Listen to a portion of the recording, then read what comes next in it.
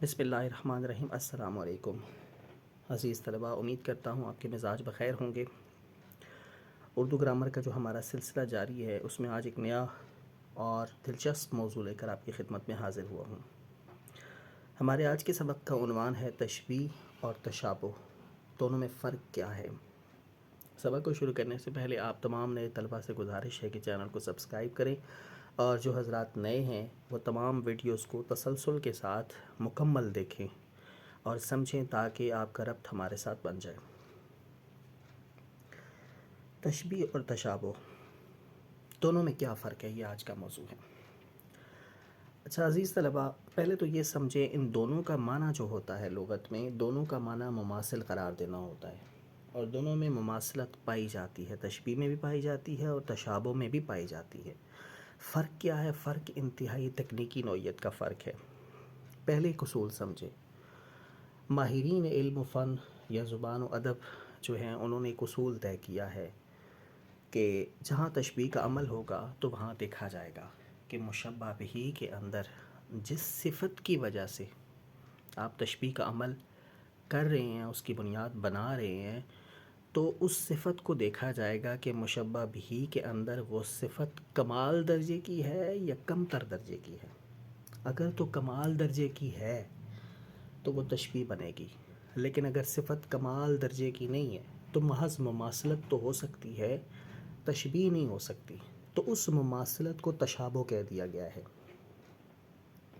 میں دوبارہ سمجھاتا ہوں کہ ماہرین فن نے یہ اصول طے کیا ہے کہ جب تشبیہ کا عمل ہوگا تو مشبہ بہ کی جس صفت کی وجہ سے تشبیہ کا عمل ہوا ہے وہ صفت اپنے کمال درجے پر ہوگی، یعنی دنیا میں اس صفت میں، اس چیز کے اندر کوئی اور مثال موجود نہ ہو۔ اس لیے جو تشبیہ دینے والا ہے وہ مشبہ بہ کی اس صفت کو اٹھا رہا ہے، کیونکہ اسے کوئی اور صفت نہیں مل رہی۔ تو اب وہ جو عمل ہوگا، اس سارے عمل کو تشبیہ کہیں گے۔ لیکن اگر کمال درجے کی مشبہ بہ میں صفت نہیں پائی گئی تو محض مماثلت قرار دینے کی وجہ سے تشبیہ تو نہیں ہے، تشابہ بنے گا۔ اچھا، اب اس کو مثال سے سمجھتے ہیں۔ جیسے آپ ٹھنڈک کی مثال دیتے ہیں تو دنیا میں اللہ نے جتنی بھی چیزیں تخلیق کی ہیں ان میں ٹھنڈک کا درجہ جو ہے سب سے زیادہ برف میں ہوتا ہے۔ اس کے علاوہ جو ٹھنڈک کے درجے ہوں گے وہ برف سے ہلکے ہوں گے۔ لہٰذا اگر آپ نے تشبیہ کا عمل کرنا ہے تو آپ یہ کہیں گے، مثلا پانی کی ہی مثال لے لیں، پانی برف کی طرح ٹھنڈا ہے، ہوا برف کی طرح ٹھنڈی ہے، کمرہ برف کی مانند ٹھنڈا ہے۔ تو اب آپ کی تشبیہ مکمل ہے، کیونکہ آپ نے ٹھنڈک کی اعلیٰ ترین مثال اور ایسی چیز اٹھائی ہے جس میں کامل درجے کی صفت ٹھنڈک کی موجود ہے۔ اسی طرح اگر آپ نے بہادری کی مثال دینی ہے تو بہادری کی مثال شیر سے دی جاتی ہے کہ شیر سب سے زیادہ بہادر ہوتا ہے۔ تو اب آپ نے اگر شیر کی بہادری کی مثال اٹھائی، قرآن و سنت میں بھی شیر کی ہی طرح بہادر کہا گیا ہے۔ جناب حضرت علی کو اسد اللہ کا خطاب ملا تو اللہ تعالیٰ کی طرف سے بھی دنیا میں بہادری جو ہے وہ سب سے زیادہ اللہ تعالیٰ کی طرف سے بھی یہ اس مثال سے سمجھ آتا ہے کہ وہ شیر ہی کے اندر پائی جاتی ہے، اسی لیے اسد اللہ کا خطاب دیا گیا آن حضرت صلی اللہ علیہ وسلم کی زبان مبارک سے۔ تو بہرحال پتہ یہ چلتا ہے کہ بہادری کی اگر آپ نے مثال دینی ہے تو شیر کی مثال دیں گے۔ تو اب یہ کامل ترین صفت ہے جو آپ نے اٹھائی ہے، تو اب آپ کی تشبیہ مکمل ہوگی۔ اب دوسری طرف دوسری مثال، تشابہ کی مثال ہم دیکھتے ہیں۔ جیسے آپ دودھ کو کہیں دودھ پانی کی طرح ٹھنڈا ہے، آپ نے ٹھنڈا پانی پیا، پھر دودھ پیا، آپ کہہ رہے ہیں دودھ پانی کی طرح ٹھنڈا ہے۔ تو اب آپ نے ٹھنڈک کی مثال دی، ممکن ہے پانی ٹھنڈا ہو لیکن یہ اتنا ٹھنڈا نہیں ہے جتنی برف ٹھنڈی تھی۔ تو اب یہاں پہ جو آپ نے عمل کیا ہے اس کو ہم تشبیہ نہیں کہیں گے، تکنیکی بنیادوں پر ہم اس کو تشابہ کہیں گے۔ اچھا، یہ بات ذہن میں رکھیں کہ یہ فرق انگریزی میں بھی کیا جاتا ہے۔ انگریزی میں تشبیہ کو سملی کہتے ہیں اور تشابہ کو ریزمبلنس یا سملیرٹی کہہ دیا جاتا ہے۔ مثلا آپ انگریزی کی جو سملی ہے اس کی مثال دیکھیں، ہی از اے بریو ایز اے لائن، وہ شیر کی طرح بہادر ہے۔ دوسری طرف سملیرٹی یا ریزمبلنس کی مثال، there is a strong similarity between the two ideas.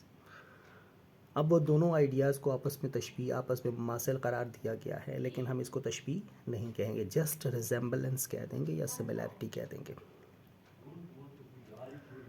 اچھا دوسری طرف تشابہ کی شعری مثال دیکھیں.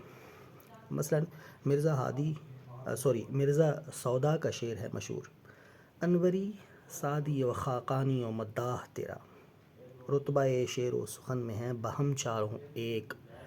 اب یہاں پہ جو شاعر ہے وہ 4 شعراء کا ذکر کر رہا ہے اور چاروں کو ایک درجے پر لا رہا ہے، کسی کو بڑھا نہیں رہا. تو اب یہ کیا ہوا؟ یہ تشابہ، کیونکہ ریزمبلنس ہو رہی ہے. یہاں پہ آپس میں مماثل قرار دے رہا ہے لیکن کسی کا درجہ نہیں بڑھا رہا وہ. تو کسی کا درجہ اگر ان میں سے بڑھا کے اس کے ساتھ تشبیہ دیتا اور اس دور کا وہ سب سے بڑا شاعر ہوتا تو ہم کہتے جی ہاں جی یہ تشبیہ کا عمل ہو رہا ہے، لیکن وہ چاروں کو برابر درجے پر تول رہا ہے. تو اب ہم یہ کہیں گے کہ یہ تشابہ ہے، تشبیہ نہیں ہے. امید کرتا ہوں کہ آج کا سبق آپ کو سمجھ میں آیا ہوگا. کچھ تکنیکی چیزیں تھیں، بار بار سنیں، انشاءاللہ تعالیٰ یہ آپ کا تصور واضح ہو جائے گا اور یہ اصول آپ کو سمجھ میں آ جائے گا. لیکن بہرحال یہ جو آج کی ویڈیو ہے یہ میٹرک یا انٹر کی سطح کی نہیں ہے، یہ ان لوگوں کے لیے ہے جو گہرائی سے اردو لٹریچر کو سمجھنا چاہتے ہیں. ان کے لیے ایک نقطے کی بات آج میں نے کی ہے. دعاؤں میں یاد رکھیے گا، اپنا بہت سارا خیال رکھیں. اللہ حافظ.